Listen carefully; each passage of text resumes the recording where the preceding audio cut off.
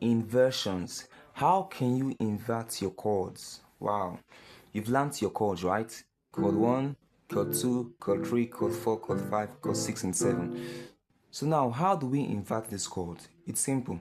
Now, we're going to start with their root positions. Then we go back to the first and second inversions. So let's start with the C major chord. Now, how do we invert this chord? Now, when you hold this chord like this, you've heard this chord in the root position. So how do I get the first inversion? Don't forget, the notes that makes up the chord of C are C, E, and G. So how do I get the first inversion? I take this my C forward. So I now have E, B, and C. Sorry, I now have E, G, and C.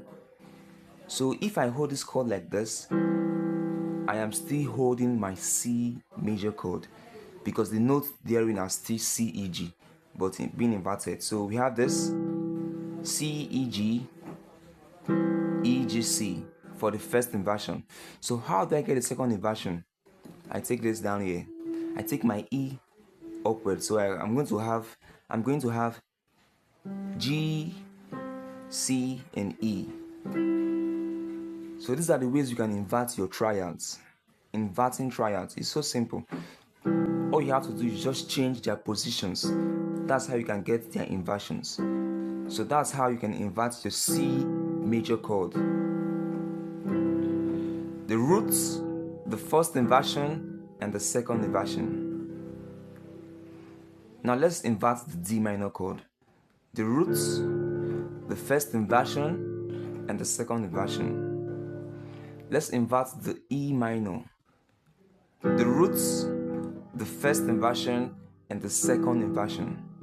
The F major, the roots, the first inversion, and the second inversion. The roots for your G major, the first inversion, and the second inversion.